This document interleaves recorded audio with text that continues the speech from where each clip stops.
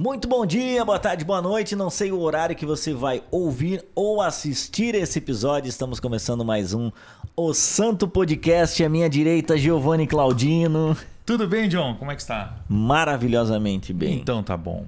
É engraçado, né? Não tem hora para assistir o Santo Podcast. Né? Verdade. E isso é muito bom. Apesar de que tem pessoas na rádio que aí não tem o que fazer, né? Ouve naquela hora. São obrigados a engolir. Não tem. 11 horas da noite, que é o que eles passam lá nas rádios, tá? Sim, 11 horas, ninguém mais tá ouvindo. Assim, só o segurança, tá? Dificilmente tu vai ver 11h30 da manhã aí na rádio. Não vai, tá? Eles não botam o santo É a palavra meio-dia. do pastor Isso, nesse horário. Isso.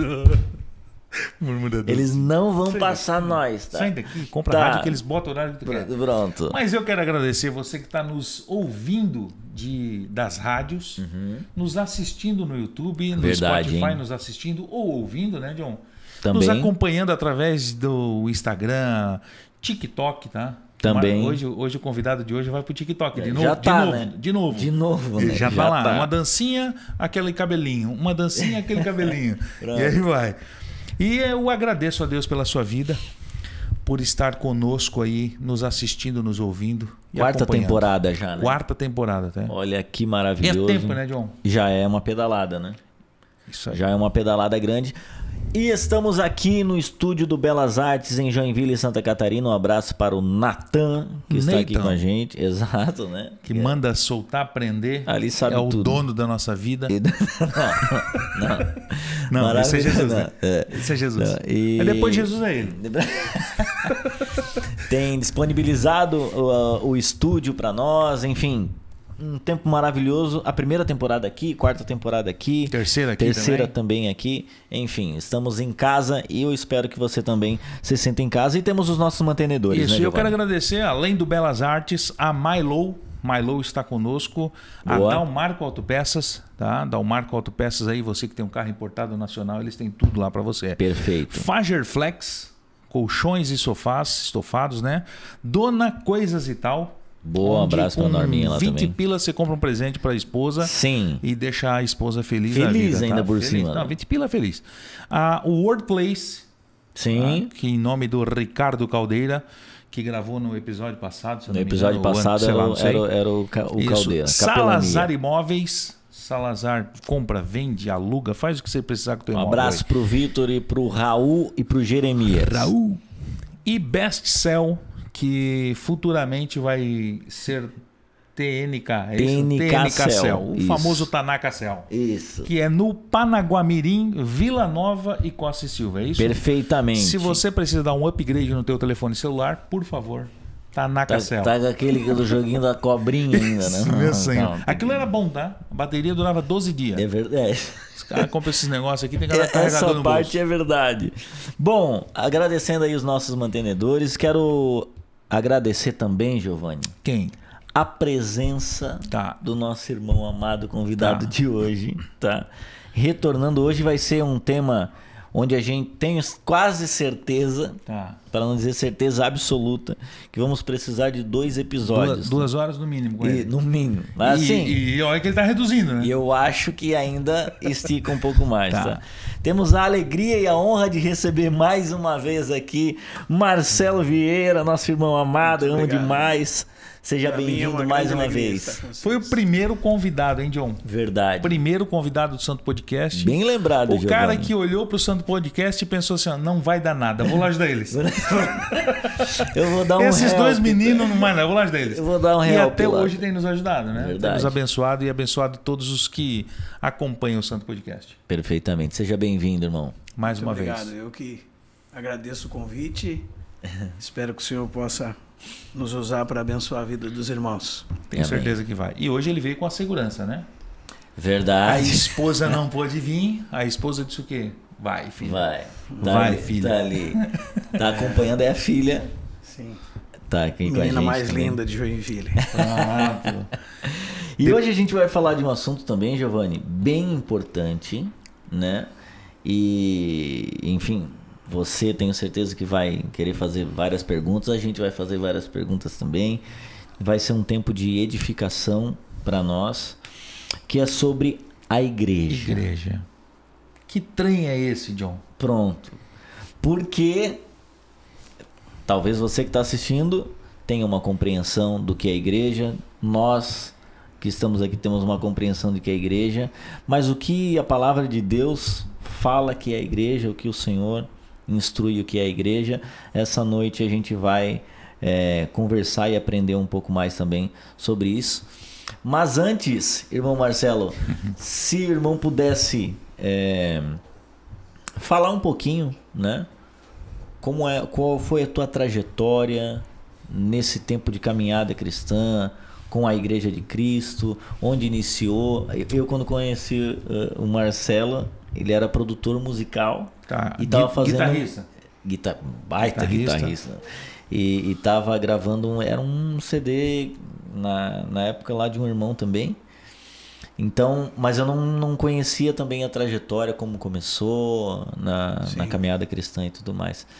Seja muito bem-vindo e como foi isso aí, o teu testemunho de vida até aqui? Eu acredito que a minha história ela pode ser contada com o propósito de tentar ajudar os irmãos já a começar a entender o que é a igreja. Tá. Não é? Porque eu tenho 43 anos, nasci em 81. Não sei se eu sou mais velho que vocês. Um pouquinho mais Pronto. Então tá bom. E eu nasci num lar cristão e dentro de um ambiente denominacional, né? Institucional. Só que era uma época um pouco diferente de igreja, vamos dizer assim. Os antigos, aqueles que experimentaram essas décadas de 70, de 80, pode dar testemunho disso junto comigo, né? Nós víamos uma outra realidade de cristianismo naquela época, né? O meu pai era um homem de Deus, um pastor, realmente um homem de oração, um homem da palavra. Para os irmãos terem uma ideia, eu nunca vi o meu pai xingar um palavrão. Meu pai era um homem que acordava todos os dias às 6 da manhã e orava até às 10 da manhã e trabalhava para o Senhor diligentemente. Realmente ele marcou as nossas vidas com o testemunho dele. E até hoje, tanto eu como os meus irmãos podemos dar esse testemunho, né? Que ele nos conduziu a Cristo pela sua vida e não por aquilo que dizia. Nós nunca vimos ele enganar alguém, mentindo, fingindo ser quem ele não era. Era uma pessoa realmente que deu a sua vida pelo Evangelho. E foi pastor 25 anos até sua morte em 1997. E aqui que começa a minha experiência, vamos dizer assim, com o ambiente da igreja institucionalizada. Tá. Porque a gente via as questões que meu pai sofria na sua vida, né? Porque meu pai, sendo um homem sincero diante de Deus, ele tinha muita dificuldade de trabalhar com a politicagem, com as dificuldades que os irmãos enfrentam, vamos dizer assim, por trás dos bastidores. Muitos irmãos simples, eles estão do lado de lá da cortina, vamos dizer assim. Os pastores, os filhos de pastor estão num outro lado da cortina e eles veem as coisas, vamos dizer assim, por causa da posição que estão, de outro lugar. Então, na minha família, a gente teve uma experiência assim, com a instituição, com a denominação, e não só do meu pai, porque a gente conhecia filhos de pastores de diversos lugares diferentes, né?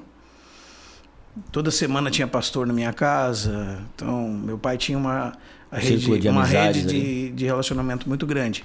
E uma das coisas que marcou muito a nossa vida era que o meu pai sofria muito com essa questão da igreja institucionalizada. Com a politicagem, com a tentativa de angariar cargos. E ele sempre, como um homem de Deus, nunca almejou nada disso para ele. Né? Às vezes, na denominação que ele participava, eles diziam: você tem que ser promovido a ministro, a superintendente. Vamos dizer assim, ele se satisfazia com o fato de ser chamado de irmão. Entendi. Ainda que ele tivesse uma posição de autoridade delegada por Deus, mas era a satisfação do coração dele. Então, muito do sofrimento dele vinha do fato de os próprios amigos de ministério, nas reuniões, eles questionarem ele de coisas como: quanto tu tá arrecadando lá, como é que tá? E ele voltava para casa reclamando para minha mãe assim: pô, mãe, as pessoas não perguntam quantas almas foram salvas, se os irmãos estão sendo edificados. Mas o fato, a preocupação era: como é que está a tua igreja lá? Quanto está arrecadando? Isso causava muito mal a ele. Causava tão mal a ele que, por ele não saber lidar com isso, e por isso e pela soma de outras dificuldades, começou a ter uma gastrite. A gastrite passou para úlcera, passou por um câncer no estômago, e ele faleceu em 6 meses de câncer no estômago. Então, do descobrimento da doença até o seu falecimento, 6 meses. E aí nós tivemos uma experiência mais marcante ainda. Por isso que eu digo que, se a minha experiência servir para que alguém se identifique, né, eu acho que ela é de grande utilidade. Que se os meus erros também servirem para que as pessoas possam se identificar como elas reagem a essas questões, que o Senhor possa usar isso, né?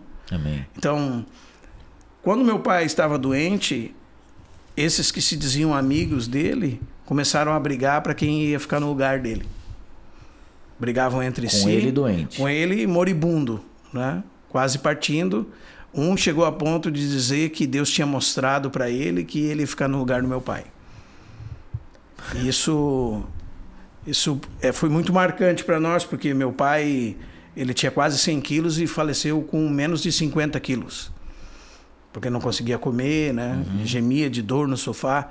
E alguém que se dizia amigo e companheiro de serviço, né, vir com uma questão como essa, é realmente coisa que impressiona, né? Sim. Que nos marca. Um decreto ali já dizendo: eu vou ficar no teu lugar. Você vai morrer, tá morto, e eu vou ficar no teu lugar. E foi justamente esse que ficou no lugar dele, porque eles já tinham combinado que seria ele, né? Isso em 97? Isso em 97. Você, 43, tinha menos de 20? Tinha 16 para 17 anos na época. E depois disso, o que aconteceu? Meu pai cuidou da minha mãe, mesmo depois da morte, porque ele conseguiu administrar a vida dele para que ela pudesse ser suprida.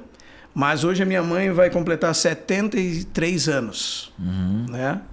E faz bastante tempo que meu pai morreu, mais de 30, eu acho, né? Da morte dele.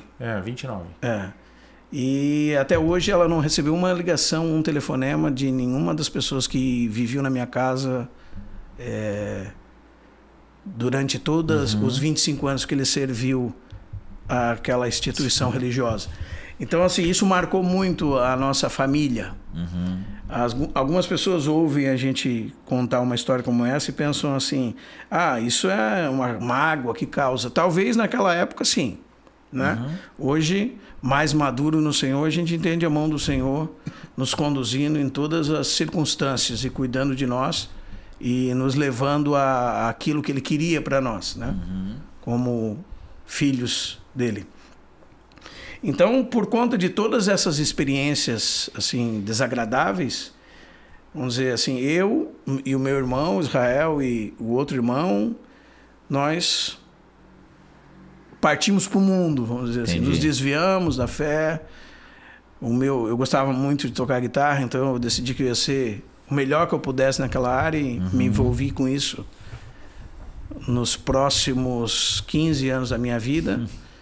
E construí bastante coisa nessa área, tive estúdio, né, toquei com bastante gente. Só que quando eu cheguei aos 28 anos de idade, o Senhor me chamou de volta. Essa que é a verdade, né? Aos 28 anos de idade, Ele disse: vem cá que agora eu vou te explicar melhor tudo que tu... o que foi que tu aquilo tá, lá. né? O que tu tá passando, né? Sim. E realmente foi um despertamento, tanto em mim quanto no meu irmão Israel, porque o Israel até conta que é como se o Senhor tivesse ligado um carro que tivesse desligado, né? Até aquele momento nós não nos importávamos com as coisas relacionadas ao Senhor, nós conhecíamos esse lado sombrio, vamos dizer assim, daquilo que se chamava igreja, né? E a partir desse momento nós começamos a olhar as coisas com outros olhos, começamos a voltar nossos olhos para a Bíblia, para lembrar que Deus era realmente um Deus vivo, que fez maravilhas nas nossas vidas, né? Sim. Nós vimos muitos milagres.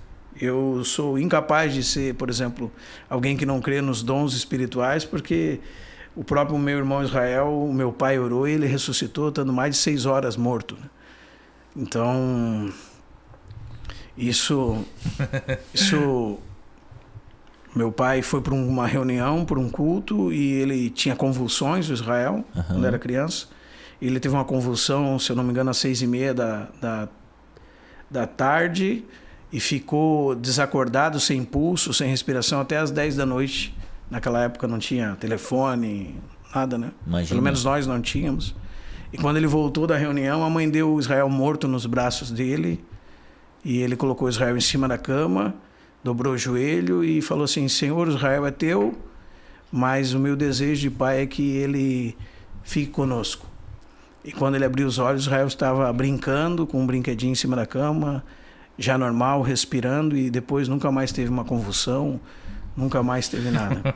Então nós acreditamos que esse Deus é um Deus vivo e que não muda, como a palavra de Deus diz, né? O homem passa como a erva, mas o Senhor permanece para sempre. E é o mesmo Deus, quem mudou fomos nós, né? Verdade. Então ele nos aproximou de nós novamente, e eu me lembro que é bem interessante, Jesus fala em João 10 que as suas ovelhas ouvem a sua voz, né? Não ouvem a voz do estranho. O Senhor foi conduzindo-nos a leitura da palavra, a compreensão da palavra, a pessoas que nos auxiliássemos a entender tudo aquilo que nós havíamos passado e que não tinha nada a ver com igreja. Por isso que eu acho interessante como a minha história pode ser útil para alguém que tem essa dificuldade em ver as coisas erradas, o ambiente político, a hipocrisia, como diz alguns lugares que tem o sinédrio sentado em cima de uma determinada plataforma, né? O irmão uma vez olhou para mim e disse assim: eu olho para umas cadeiras em cima de uma plataforma e parece o sinédrio, irmão. E entender que isso não tem nada a ver com igreja, que não tem nada a ver com o corpo de Cristo, e que Cristo não valida nada disso, né? Então pela providência divina, pelas circunstâncias, nós viemos a conhecer servos de Deus, e hoje nós nos reunimos de uma maneira tão diferente que as pessoas olham para nós e dizem: vocês são tão diferentes que provavelmente vocês devem ser uma seita, não é? Porque vocês se reúnem diferente de tudo aquilo que a cristandade atual se reúne. Da forma que pratica. Né? A forma como nós vivemos a igreja, como nós buscamos realmente entender o que é a igreja como a comunhão de todos aqueles que foram chamados por Deus para serem inseridos para dentro do corpo de Cristo, né? Que não é uma instituição religiosa, que não é um prédio onde você vai no domingo, mas que é a comunhão dos filhos de Deus, com todas as implicações que dela provém, né? E eu sei que vocês costumam sempre ter um texto base, né? Mas hoje a gente não vai poder fazer isso, eu penso, porque nós vamos ter que ter a Bíblia inteira como um texto base. Sim. Né? Porque, por exemplo, o livro de Efésios vai falar da igreja como uma entidade mística, espiritual, sobrenatural. Então ninguém vai ter dificuldade com o livro de Efésios, essa comunhão mais elevada.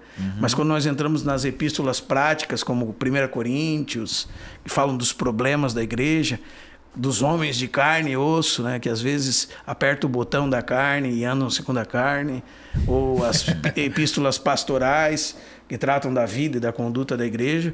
Então, nessas epístolas, ou no livro de Atos, nós vemos a vida da igreja como ela era nos primórdios. E nós conseguimos, então, a partir daí, traçar uma linha entre aquilo que se chama igreja hoje e aquilo que era a igreja no livro de Atos. Entendi. E eu penso que o Senhor nos conduziu a viver de uma maneira diferente. O Senhor nos conduziu a viver como igreja, como corpo de Cristo, tendo Cristo como totalmente suficiente para nós. Hoje nós nos reunimos com um grupo de irmãos e nós congregamos sem instituição, sem placa, sem nenhum CNPJ registrado, somente no nome do Senhor. Né? Então isso acaba se tornando um pouco estranho para os irmãos que ouvem. Eles perguntam para nós, mas vocês não são uma seita? Mas o que caracteriza uma seita? Uma doutrina falsa, um ambiente que exclui os demais irmãos, um ambiente que diz que ou você está nele e está salvo, ou você está fora dele e está perdido. Isso caracteriza uma seita. Né? Então, se você me perguntar o que eu creio na fé histórica da igreja. A fé que Judas disse que de uma vez por todas foi dada ao santo. E qual é o conteúdo dela? Que Deus é Pai, Filho, Espírito Santo, 3 pessoas distintas, um único Deus verdadeiro, que a segunda pessoa da Trindade, o Verbo eterno, como nós já falamos aqui, se fez homem um dia, assumiu sobre si carne humana, como diz João 1,14, e o Verbo se fez carne, habitou entre nós, cheio de graça e de verdade. Como diz João 1,18, ele veio manifestar a Deus, tornar Deus visível, né? Viver uma vida perfeita como homem. Nós cremos na expiação de Cristo, que é o sacrifício substituto de Cristo em favor de pecadores, para que eles sejam salvos, remidos do seu pecado, justificados diante de Deus, mediante somente a fé em Cristo. Essa é uma doutrina histórica da igreja. Nós cremos na igreja como o corpo de Cristo. Nós cremos no Espírito Santo, no trabalhar do Espírito Santo. Nós cremos no serviço da igreja. Nós cremos que o Senhor vai voltar do céu. Nós cremos nos sacramentos da igreja, que são o batismo e a Santa Ceia. Nós cremos que Ele vai julgar vivos e mortos pela manifestação da sua vinda. Sim. Não é? Nós cremos no estado eterno, no céu, no inferno. Então, a minha fé é a fé da grande maioria dos irmãos que estão nos ouvindo. Pois então, não é verdade? Até agora, quem está assistindo... Exatamente. Tá, mas então ele crê em tudo que a gente crê. Então isso não é uma seita. Sim, é isso que eu quero que os irmãos vejam, né? Mas então, se pode reunir somente em torno do nome do Senhor? Sim. Se pode reunir somente em torno do Senhor sem ser uma seita? Porque, irmãos, o que eu percebo é o seguinte. Eu percebo que existem conjecturas a respeito de como nós nos congregamos. Como se fosse impossível. Não, mas precisa disso, mas precisa daquilo, mas precisa daquilo, mas precisa daquilo outro. Começa-se conjecturas. Mas existem 2 maneiras de você analisar uma coisa. Tá. Experimentando. Não é? Então daí você de fato tem um conhecimento genuíno daquilo e que vai muito mais do que ir numa reunião conosco, mas realmente caminhar junto, viver junto, ver como funciona, né? Ou conjecturando. Mas parece tal coisa. Não, mas por que é tão diferente, né? E eu posso afirmar que eu caminho dessa forma desde 2008. E eu posso afirmar com veemência que o nome de Jesus Cristo é suficiente. E nós não precisamos de nada além dele. Posso afirmar com categoricamente que é assim. Bom, Marcelo, e quando é que tu percebeu que tinha algo que era diferente, assim, do que tu já tinha vivido antes lá na tua adolescência, como filho de pastor, que te fez tomar decisões com irmãos, enfim, baseado em quê, como que então surgiu essa forma diferente, né, de congregar? Na verdade, diferente hoje, assim. Diferente do tradicional, digamos, né? Eu acredito, irmão, que foi pela providência de Deus mesmo, porque assim, a gente percebe o cuidado de Deus com aqueles que são sinceros em não querer viver na hipocrisia. Esses dias atrás ouvi de um irmão que na denominação dele não pode usar bermuda, e ele era presbítero de tal denominação e ele levava uma calça no carro. Então isso eu no mundo, e eu acredito que muitos que estão nos ouvindo ou vendo, né, já não admitem, né? Isso é uma demonstração clara de uma hipocrisia, de um fingimento para suprir uma regra que alguém inventou, uma tradição de algum movimento. Entendeu? E que às vezes ali na frente cai, né? Porque, por exemplo, eu lembro que, pegando essa deixa, era pecado ter TV dentro de casa. Sim. E aí minha mãe comprou daquelas de 5 polegadas e botava dentro do guarda-roupa. Ou seja, a criançada toda ficava vendo ali. Quando o pai chegava, ela escondia tudo, fechava a porta, vida que segue. Todo mundo mandava a criançada para todo lado. Mas, e hoje... tem uma de 80 polegadas na sala. Não, e hoje os pastores que pregavam veementemente que aquilo ali era errado, e tem programas em televisão, e aí tu fala, cara, mas... Não era pecado? Que então, momento que isso teve essa mutação. Agora alguém sincero olha para uma coisa dessa e ele associa Deus com isso, ou a fé com isso. Tá. Com essa hipocrisia, com esse fingimento, né, que está mais para aquilo que os fariseus faziam do que com o evangelho de Jesus Cristo. Então eu lembro que o Senhor começou a me mostrar a separação que há entre esses movimentos institucionalizados e aquilo que a Bíblia diz sobre o que é a igreja. Por isso que há uma necessidade clara de que todo filho de Deus entenda o que é a igreja. Por isso que um podcast como esse aqui, ele é assim, fundamental no que concerne a vida do corpo de Cristo, a comunicação entre os membros do corpo de Cristo, para que os nossos olhos sejam abertos e o nosso coração seja alargado para nós ver que às vezes nós vivemos num cercadinho, numa gaiola, como se nós pudéssemos viver igreja entre 4 paredes em um edifício em determinado bairro da cidade. Entendi. Sabe? Que nós consigamos, pelo Espírito Santo, ter os olhos abertos para ver que a igreja é muito mais que isso. E como nós podemos entendê-la nos dias de hoje, e será que Deus é sábio o suficiente para estabelecer um modelo que seja perpétuo, ou nós temos que criar as nossas mudanças para nos adequar à sociedade? Tá. E vamos ter que fazer uma leitura bíblica a partir da sociedade, ou vamos responder a Bíblia lendo a sociedade a partir da Bíblia? Tá. Né? Então, assim, irmãos, eu acredito que nos dias de hoje exista 2 equívocos no que concerne a igreja. Quais seriam esses 2? Então, o primeiro e o pior deles é as pessoas que infelizmente entendem a igreja como um prédio. Tá. Como um edifício, como um lugar que se vai no domingo. Eu vou na igreja. Quando o professor... Você estava lá nos primeiros anos da escola, ele botou um I no quadro e desenha um lugarzinho com uma cruz e diz assim para você: I de igreja. Né? E aí já se começa a construir uma ideia, já faz um conceito sobre aquilo que é a igreja. Tá. Né? O Francis Schaeffer, naquele livro dele, O Deus que se Revela, ele diz que existem as palavras e os conceitos por trás das palavras. Então, o que é igreja para mim pode ser que seja uma coisa, para o Giovanni outra, para ti outra, para aquele que está nos ouvindo outra. Não é? Ele diz que quando ele ouvia a palavra chá, ele lembrava da mãe dele esquentando uma água para fazer, para molhar as ervas e tomar um chá no final da tarde. Quando a mulher dele ouvia a palavra chá, ela lembrava de um chá que tinha na China, que se botava na boca para amolecer o arroz na boca.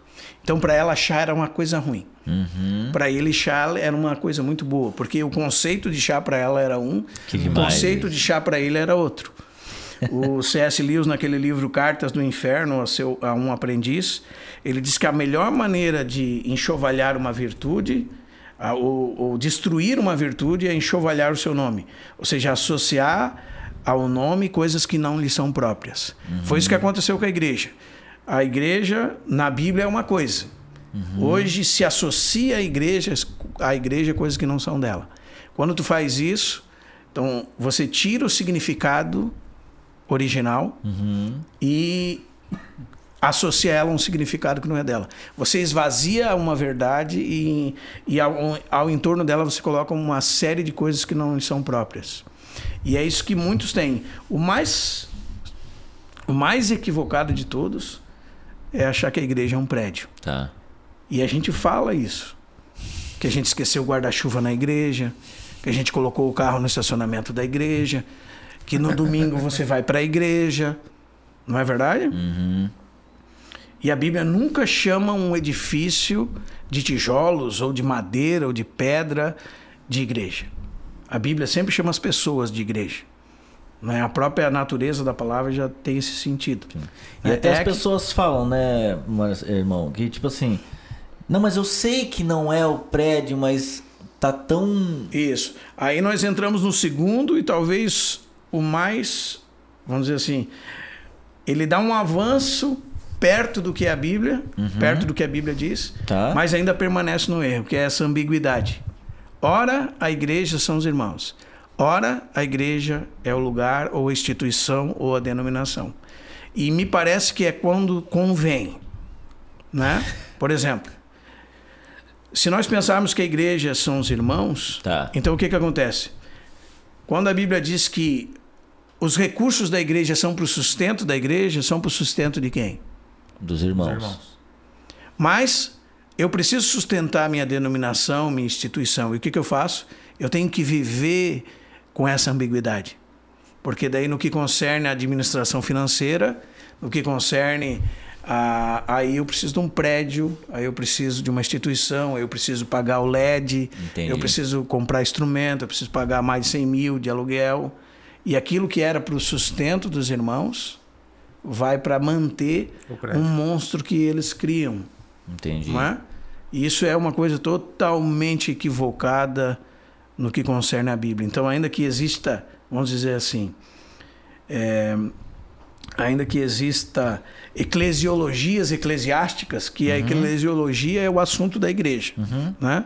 Esses dois vocábulos, eclésia, igreja, e logia, o discurso, o tratado, então o estudo. Então existe, cada denominação, cada instituição tem a sua eclesiologia. E eles fazem a leitura da Bíblia para justificar aquilo que eles entendem ser igreja. E alguns são mais habilidosos com a escritura. Então, não, a igreja são os irmãos. Bom, a igreja são os irmãos. Espera um pouquinho. Mas por que então, se a igreja são os irmãos, a gente gasta todo o recurso da igreja, todo o tempo trabalhando em prol de uma instituição religiosa? Essa é uma questão... E assim, às vezes a gente fala sobre isso, as pessoas pensam que é numa postura de julgamento, mas eu gostaria que nós pensássemos nisso como uma reflexão. Tá. Né? Para nos fazer pensar onde nós andamos e qual era o caminho antigo. Né? Ouvirás uma voz por trás de ti dizendo, esse é o caminho, andai nele. Não é isso que Deus disse a Jeremias. Perguntai pelas veredas antigas. Né? O caminho é o mesmo, nunca mudou. Onde nós nos perdemos nesse meio? Né? Como nós chegamos a chamar um prédio de igreja? Como nós chegamos a chamar uma instituição de igreja? E em prol do que nós estamos trabalhando? Esse é onde vai nos levar o assunto na prática. Nós estamos trabalhando para o Senhor, para a edificação. Não é? Somos membros do quê? Somos membros de Cristo ou somos membros de uma instituição? Nós estamos cooperando com o corpo de Cristo ou cooperando para o reino de alguém? Então, é nesse tipo de reflexão que eu acho que nos leva a ser proveitoso. Sim. Não é? Não é para bater em ninguém, a gente nunca pensa das coisas. Às vezes dá vontade quando as coisas são muito terríveis, escrachadas, né? Mas... Que tem, né? Mas... ao longo do tempo a gente vai aprendendo que mais vale mostrar o que a Bíblia diz como verdade e deixar a cargo do Espírito Santo, porque ele é o agente que nos convence, Sim. que nos conduz à verdade. Porque a gente vê que tem várias igrejas que às vezes cometem erros sem maldade, digamos assim, mas tem umas que são Só Jesus na causa, né? Não, e até assim, né? Um outro ponto. O irmão tá falando que tem essa ambiguidade e muitos, né, usam às vezes isso apenas quando convém. Sim. Né? Mas por que eu tava conversando com um irmão, inclusive, num grupo assim, e ele falou assim, cara, mas se existe só uma Bíblia, né? Tem versões aqui, lá e tal, mas como é que da mesma Bíblia sai tanta gente para cada um para um lado? Né? Talvez a pergunta é por que existem tantas denominações se existe uma Bíblia só, não é? Seria. E às vezes a gente ouve a seguinte frase: existe igreja de todos os tipos para todos os gostos. Sim, você deve ir sim. na que você sente melhor, né? Existe a igreja dos que falam em língua, dos que não falam em línguas.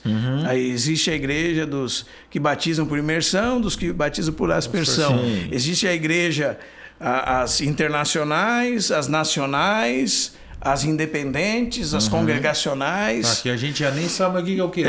Então, a verdade, irmãos, é que o povo de Deus não consegue andar junto. Porque cada um, ele tem mais em conta aquilo que ele acha ser certo do que aquilo que a Bíblia diz. Ele dá preferência mais para a interpretação dele, da Bíblia, do que para aquilo que realmente a Bíblia diz. E uma das coisas que a Bíblia diz, eu gostaria de lembrar aos irmãos, vamos dizer assim, a carta aos Efésios é aquela carta dos lugares altos, né? Tá. Fomos abençoados com toda sorte, Efésios 1:3, de bênçãos espirituais nos lugares celestiais em Cristo. Estamos assentados nos lugares celestiais com Cristo. Então, somos um com todos aqueles irmãos, né? Quando nós entramos, por exemplo, na carta aos Coríntios, nós sabemos que é uma carta que ela é cheia de problemas. E você percebe na leitura da carta que Paulo estava respondendo uma carta que foi enviada para ele com dúvidas e questões entre os irmãos. Questões de um moço que havia adulterado com a mulher do próprio pai, irmão levando irmão a juízos humanos, né, a tribunais humanos, problemas no casamento, problemas de acolher os irmãos mais frágeis, problemas com a ceia do Senhor, problemas com dons espirituais, com profetizar, problemas com a doutrina da ressurreição. E ele vai respondendo, e quando ele vai respondendo, ele fala assim, a respeito dos espirituais, ele diz, e ele começa a responder. A respeito do que me perguntar sobre o casamento, ele responde. Mas é interessante, irmãos, que tem uma coisa que não perguntaram para ele, mas ele vê que é a causa primária de todo o problema que havia entre eles. E responde mesmo e sem ele pergunta. faz questão de usar os 4 capítulos iniciais da primeira aos Coríntios para responder. E ele começa, por exemplo, para quem quiser abrir, né? Ele começa dizendo assim, Paulo 1:1 de 1 Coríntios, chamado pela vontade de Deus para ser apóstolo de Jesus Cristo, e o irmão Sóstenes. A igreja de Deus que está onde? A igreja de Deus que está em Corinto. Aos santificados em Cristo Jesus, chamados para ser de santos. Parece uma contradição, né? São santificados em Cristo e chamados para ser santos.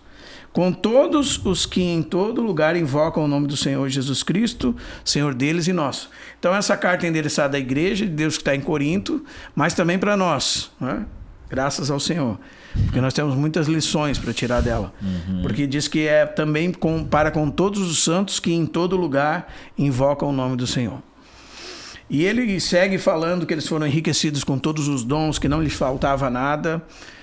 Mas, e daí no verso 9 ele fala uma frase que é a frase-chave da Epístola aos Coríntios. Ele diz, fiel é Deus, pelo qual fosse chamados à comunhão do seu Filho Jesus Cristo. Capítulo 1, verso 9. Então, o que Paulo está dizendo aqui? Vocês foram chamados por uma comunhão que existe entre o Pai e o Filho no Espírito Santo antes de toda a eternidade. era algo exclusivo do Pai, do Filho e do Espírito Santo, no qual vocês foram inseridos através da pregação do Evangelho. E agora vocês são participantes de Deus. Comunhão é isso, participar de algo em comum. Um irmão em Corinto participava de Cristo, era participante de Cristo, se alimentava de Cristo, tinha comunhão com Cristo e por meio de Cristo comunhão da Trindade Santa, eterna. Aquela comunhão exclusiva por causa do amor, da benevolência de Deus foi expandida para os coríntios. E Paulo está dizendo assim, ó, você, Jonathan, foi chamado para essa comunhão. Eu fui chamado para essa comunhão. Por Deus, agora nós somos participantes dessa comunhão. Nessa comunhão não entra a tua opinião nem a minha. Nessa comunhão não entra a tua ideia nem a minha. Nessa comunhão não entra a tua boa vontade nem a minha, a tua sinceridade, a minha, de fazer alguma coisa para Deus, não. Você foi chamado para algo que está pronto, que foi moldado por Deus, estabelecido por Deus, e você se faz participante. João fala isso na sua primeira epístola, no capítulo 1, a partir do 1 ao 4. Ele diz o que era desde o princípio, o que temos ouvido. Ele está falando da vida eterna que está em Jesus Cristo, nosso Senhor. O que vimos, ouvimos e as nossas mãos apalparam com respeito ao verbo da vida. Ele diz, a vida se manifestou, nós a temos visto e dela damos testemunho. E veja, e vô-la anunciamos, a vida eterna que estava com o Pai nos foi manifestada. Ele fala, o que temos visto e ouvido, anunciamos a vós outros. E ele diz, para que vós igualmente mantenhais comunhão conosco. E ele diz, a nossa comunhão é com o Pai e com o seu Filho Jesus Cristo. Então os apóstolos pregaram o Evangelho, as pessoas entraram na comunhão dos apóstolos, que é a comunhão do Pai e do seu Filho Jesus Cristo no Espírito Santo. Por isso que Atos 2,42, depois da pregação de Pedro, e os homens dizem a Pedro assim, que faremos, irmãos? E ele diz, todos se arrependeram dos seus pecados e sejam batizados em nome de Cristo Jesus. E Atos 2,42, e perseveravam unânimes, Pedro disse, na doutrina e comunhão dos apóstolos. Veja, os apóstolos está no plural. Tá. Mas a doutrina e a comunhão no singular. Era unânime. Não tinha... A doutrina era uma só, a comunhão é uma só. Não é? E daí veja como é que ele diz no verso 10 de 1 Coríntios. Eles rogo-vos, irmãos, pelo nome de nosso Senhor Jesus Cristo, que faleis a mesma coisa. Agora o que ele vai trabalhar? Ele vai trabalhar 4 capítulos contra as divisões. Porque as divisões é o problema, o cerne do problema da igreja. Tá. O não conseguir andar junto é o cerne do problema da igreja. Não é de Talvez hoje. todos os outros problemas surgiam decorrentes desse. E ele dá o diagnóstico claro, né? Ele diz que faleis a mesma coisa, esse é o conselho dele, porque a tua opinião não vale muita coisa aqui. Né? Deus já estabeleceu como é a casa dele, não tem espaço para a minha boa ideia, por mais sincera que seja. Né? Faleis a mesma coisa e que não haja entre vós o quê? Divisões. Antes, sejam inteiramente unidos na mesma disposição mental e no mesmo parecer. E ele vai falar aqui, ora, a vosso respeito, meus irmãos, fui informado pelos da casa de Cloé, que é o quê? Contendas entre vós. Ele vai dizer o que é a divisão, a contenda. Ele diz, refiram-me a cada um de vós dizer o quê? Eu sigo Paulo. Eu sou de Paulo. Eu sou de Cefas. Eu sou de Apolo. Eu sou de Cristo. Os irmãos percebem que embrionariamente já está a dificuldade aqui? Um era discípulo de Cefas. Eu sou ortodoxo. Eu sou do primeiro apóstolo. O outro havia recebido o evangelho de Apolo e seguia. Eles diziam, eu sou de Apolo. Outros diziam, eu sou de Paulo. Outros diziam, eu sou de Cristo. Mas um Cristo dividido do outro que era de Paulo, do outro que era de Cefas. Não, eu não sou de nenhum de vocês, eu sou de Cristo. Mas um Cristo que está separado, apartado dos outros. E Paulo diz assim, Cristo está dividido? Qual é a resposta? Cristo está dividido? Não. E Paulo usa a sua própria pessoa. Foi Paulo crucificado em favor de vós? Esse exemplo é legal, hein? Ele não joga pro outro, né? Joga porventura fostes batizados em nome de Paulo? Então Paulo chama para si a responsabilidade, para aqueles que estão seguindo ele, dizendo que são dele. Vocês são meus? Não é totalmente o contrário do que a gente vê hoje, irmãos? Cada um arrebanhando o seu próprio rebanho para si mesmo, em torno de si mesmo, em torno do seu nome, da sua pessoa, da sua personalidade, para ser semelhante a ele. Não é assim na igreja de Cristo. E nós vamos ver qual é o motivo disso. Aí ele segue... O primeiro remédio que ele mostra é a cruz. Por isso que ele fala, a palavra da cruz é loucura. Não é? Ele fala, o que ele prega? Eu prego a cruz, Cristo e esse crucificado. Se você for procurar saber o que é a igreja, sabe o que você vai se encontrar? Com a cruz. E se você se encontrar com a cruz, você vai descobrir o que é a igreja. Não é porque na igreja você vai ter que negar a si mesmo. Na igreja você não faz a sua própria vontade. Na igreja você toma a sua cruz e segue a Cristo. Na igreja você faz a vontade de Cristo. Você tem que seguir esse caminho. Não é? Você tem que colocar a cruz como uma linha divisória entre você e o mundo, entre você e o ego, entre a sua própria vontade, a sua boa intenção e aquilo que é a Bíblia. Ela é aquilo que em inglês a gente chama de cross out. Quando você erra uma questão na prova, você coloca uma cruz na sua questão, né? Porque a cruz corta fora. A cruz arranca fora. A cruz arranca fora a carnalidade, a cruz arranca fora tudo isso. Então, o evangelho que Paulo tem que dar ênfase para eles é o evangelho da cruz. Porque eles estão dizendo... a questão, né? É. E ele fala isso em Gálatas capítulo 6 também, que ele fala que na cruz de Cristo o mundo havia sido crucificado para ele e ele para o mundo. Então é uma linha divisória clara que separa os cristãos, né, e é o remédio seguro para essa questão da divisão. Mas olha só, daí depois no capítulo 2, versos 6 a 16, ele vai falar de uma sabedoria disposta por Deus à igreja, desde os tempos eternos. Aquela frase que todo mundo gosta de falar, né? Nem olhos viram, nem ouvidos ouviram, nem jamais penetrou em coração humano, o que Deus tem preparado para aqueles que o amam. Não é? Mas Deus nos revelou pelo Espírito. E agora ele vai falar de pessoas espirituais, pessoas almáticas, pessoas carnais. E agora, por isso que eu digo que é uma reflexão, irmão. Porque daí a gente tem que perceber, quando nós estamos a favor de divisões, de instituições religiosas, em que lugar nós nos enquadramos? Somos pessoas espirituais? O que Paulo nos responde sobre isso? Nós gostamos de falar de 1 Coríntios 2,16, que diz assim, nós temos a mente de Cristo. Mas a mente de Cristo é a mente de Cristo que está no Espírito, que é usufruída, experimentada por pessoas espirituais. É isso que ele vai falar desde o capítulo 2, verso 9 até o capítulo 2, verso 16. Ele vai falar no 14, por exemplo, o homem natural não aceita as coisas do Espírito de Deus porque eles são loucura e elas só podem ser discernidas espiritualmente.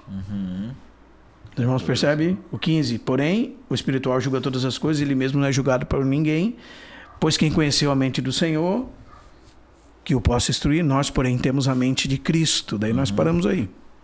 Sim. Mas eu, porém, vê o porém do verso 1 do capítulo 3. Ele traz continuidade. Irmãos, não vos pude falar como a...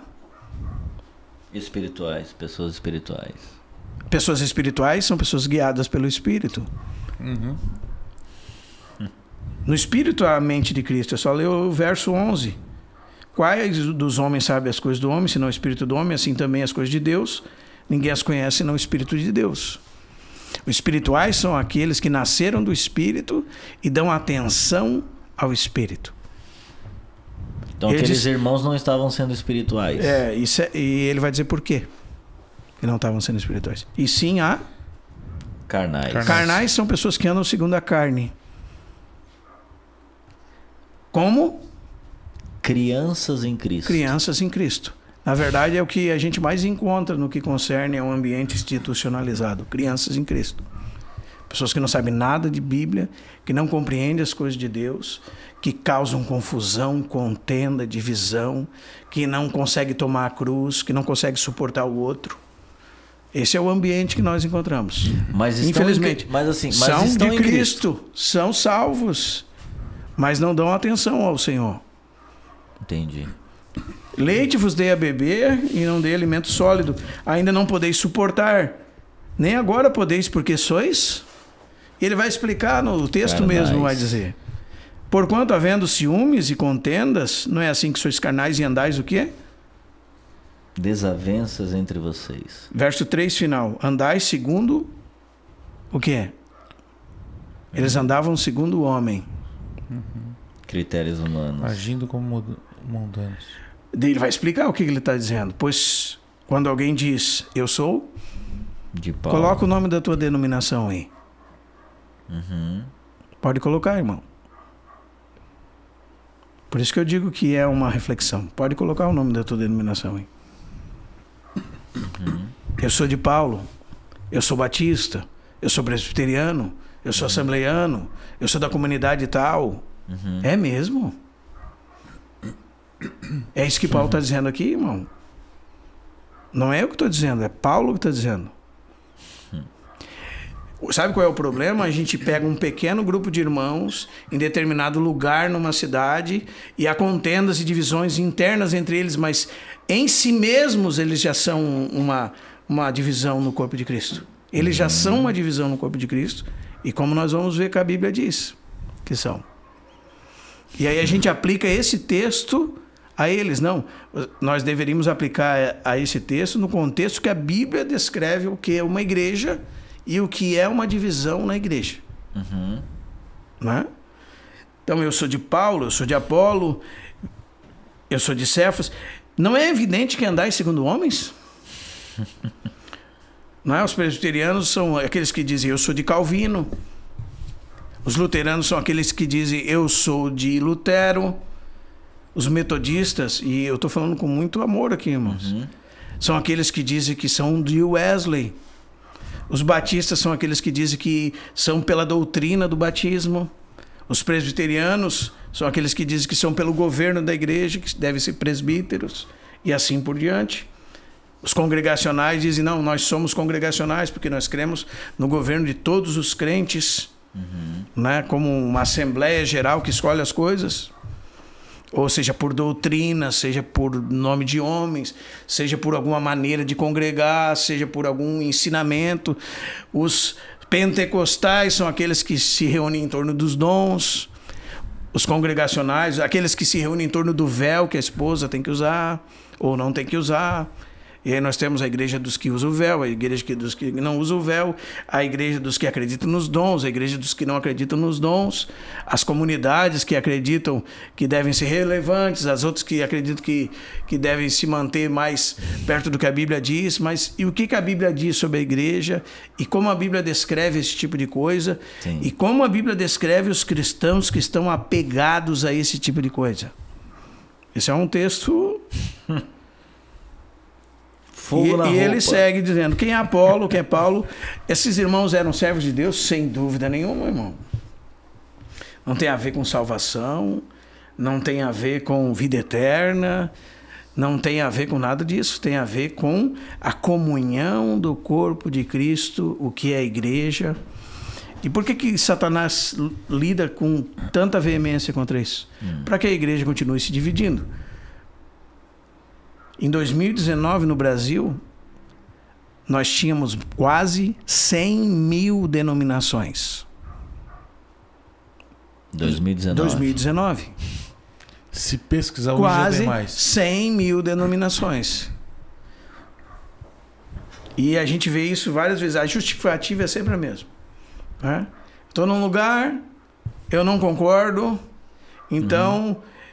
Eu digo que eu quero ser fiel à Bíblia, eu saio daquele lugar e eu abro outro lugar. E aí, daqui a algum tempo, alguém vai abrir outro lugar, que vai sair desse lugar. E assim se segue o corpo de Cristo sendo fraccionado, dividido. Não é isso que acontece? É isso que a gente vê, irmão. O trecho que tempo todo é o que a gente vê. O trecho que Paulo fala para Timóteo, sentindo coceiras nos ouvidos, buscarão mestres para si, é mais ou menos nesse sentido de que não concordo, isso aqui não está do jeito que eu gostaria e vou buscar algo que seja mais palatável para os meus ouvidos, no caso. Em determinadas circunstâncias, sim, né? Não em todas. Entendi. Porque muitas divisões, elas têm como justificativa preservar a verdade. Entendi. Né? Entendi. Às vezes o camarada gosta dessas loucuras e tal. A gente nem está tanto citando essas loucuras, mas o que eu gostaria de mostrar para os irmãos é que Deus já tem um modelo bíblico, Deus já tem uma casa que é sua, sabe? Deus já tem essa maneira de lidar. É como se o irmão Marcelo me convidasse para casa dele, vem cá, vem aqui comigo e eu querer mudar os móveis da casa. Sim. Então assim, irmão, por exemplo, já tem uma... Pensa na história de Uzá, né? Tá. O carro de boi estava trazendo a arca, não era um método de Deus. Deus falou claramente que a arca da aliança tinha que ser movida sobre os ombros dos levitas. E eles tiveram a brilhante ideia de mover o utensílio da casa de Deus da maneira que eles julgavam ser melhor. E estavam em cima do carro de boi, diz que passou num buraco, vamos dizer assim, e ela ameaçou cair no chão, ele pôs a mão e foi fulminado na hora por Deus. Aí quando isso aconteceu, Davi parou tudo. Opa, vamos consultar o que diz. Ele foi lá, identificou. Aí quando ele foi mover a arca novamente, ela veio sobre os ombros dos levitas. Porque na casa de Deus, as coisas são feitas do jeito de Deus, no modelo de Deus. E só para concluir essa primeira parte, acho que... Sim, a gente pra gente encerrar, tem que mais avançar. 5 minutos a gente já está... avançar, mas assim, se você pegar a Bíblia, o que a Bíblia diz sobre a igreja? Para a gente trabalhar um pouco sobre isso. A Bíblia diz que a igreja ela é composta de todos os filhos de Deus que nasceram de novo, que segundo o texto de João 1,12, Deus lhes deu o poder de serem feitos filhos de Deus. Então abrange todos os salvos no espaço e no tempo. Aqueles que já partiram, aqueles que existem agora. É composta por vivos e mortos, aqueles que já estão no céu. Né? Todos os que, segundo João capítulo 3, verso 3 e 5, nasceram de novo por obra milagrosa do Espírito Santo. Então são mulheres de raça, homens de toda língua, tribo, povo e nação, que foram comprados pelo Filho de Deus, pelo seu próprio sangue, que foram dados do Pai a seu Filho como um presente. Com um preço do seu próprio sangue, o texto nos diz. Né? E são a expressão de Deus na terra. Homens e mulheres que têm o seu nome escrito no livro da vida. Essa é a igreja. Ela tem essa sua expressão universal. E ela tem uma expressão que nós vamos falar então daí no próximo, que é como ela se movimenta hoje na prática de vida local. E nós vamos ver que até essa expressão, eu estou servindo a igreja local, é muito mal compreendida hoje. Pronto. Muito mal compreendida. Essa aí eu não vou perder. A igreja é o corpo de Cristo. Sim. Não é? Isso fala de um organismo vivo. A igreja é a casa de Deus, a família de Deus, o templo de Deus, a noiva de Deus. Veja que tudo isso é associado a um edifício. Né? Aqui nós estamos na casa de Deus. Não. Hebreus 3:6 diz assim: Cristo como filho sobre sua casa, qual casa somos nós. Então, a casa de Deus é a igreja. Não é um lugar. Os irmãos percebem? O que diz 1 Timóteo 3,15? Para que se eu tardar, fique ciente de como se deve proceder na casa de Deus, que é a igreja do Deus vivo, coluna e baluarte da verdade. Então ela é a casa de Deus. Efésios 1:22 fala que ela é o corpo de Cristo também. 1 Coríntios 12, Romanos 12. Falando da igreja... É a igreja. Então, a família de Deus quem é? A igreja. Os irmãos percebem? E o templo? Ah, não, mas e o templo? Não, o templo de Deus, 1 Coríntios 3,16. Vós sois o templo de Deus. Então, nenhuma dessas associações com um prédio ou uma instituição são justificáveis. O prédio é só Deus o prédio mesmo. Não habita em templos feitos por mãos de homens. A terra é o estrado dos seus pés. Que casa me edificareis, diz o Senhor. Ah, mas tinha o templo em Jerusalém. Tinha, era uma figura da igreja. Tanto o tabernáculo, primeiro de Cristo, que é o cabeça, depois da igreja. Tanto o tabernáculo como o templo. Mas e a partir da descida do Espírito Santo, todos aqueles 120 homens são batizados num só corpo, que é a igreja. E agora nós temos que olhar como ela é administrada na Bíblia, para a gente entender bem o que é a igreja. Amém. Amém? Olha, você que acompanhou até aqui, eu espero que o Senhor tenha iluminado, você reflita sobre isso, revisite os textos aqui falados nessa noite e não perca o próximo episódio do Santo Podcast. Teremos a parte B desse em seguida episódio, já, em né? seguida. A semana depois da outra. Ô Giovanni, o que a gente faz agora que acabou esse Nós episódio? vamos vir com a mesma roupa, né? Isso. Pronto, Natan, ele derrubou nós, Natan. A gente vai botar uma touca. Os camaradas não trouxeram nem outra camisa. Pronto, isso aí Tony Conlui, tá? Pronto, ali Natan conversou com o Natan, certeza, tá? Eu acho que ele trouxe outra, tá? Por isso que ele tá zoando em nós. Ô Giovanni, o que a gente faz com esse episódio agora que terminou, você acabou de assistir? Encaminha no grupo das tias. Pronto. Porque aí as tias vão dar jeito de espalhar nas igrejas, lá no círculo de oração. Vai aleluia. acontecer. E aí as irmãs vão vir pra cima do Marcelo. Não, vai ser maravilhoso. Meus irmãos, muito Depois obrigado. a gente vai passar o endereço dele. Vamos. Eu mesmo vou passar o endereço. Muito obrigado pela sua audiência até aqui e que você possa ter sido profundamente edificado assim como nós. E é importante até para você não perder o fio da meada dessa conversa. Verdade. O que você vai fazer? Vai se inscrever no nosso canal. Boa. Ativar o sininho, porque aí na semana que vem, na terça seguinte, você vai ser avisado por nós. Fica tranquilo, a gente vai te avisar. Exatamente. E outra, mas tem que fazer isso. Eu aprendi um negócio hoje. Tá? O irmão Marcelo é mais ligeiro do que o João Kleber, que fazia assim, ó, para. Tá? Ele falou assim, mas isso aqui fica pro ele levantou a bola e a galera saía agora. Agora que eu quero saber. Não, ele foi lá em cima e soltou. João Kleber, tá? Pronto. Então quer saber um pouco mais sobre igreja local? Espera, volta terça que vem. Na semana que vem. Que Deus abençoe e até o próximo episódio do Santo Podcast. Valeu!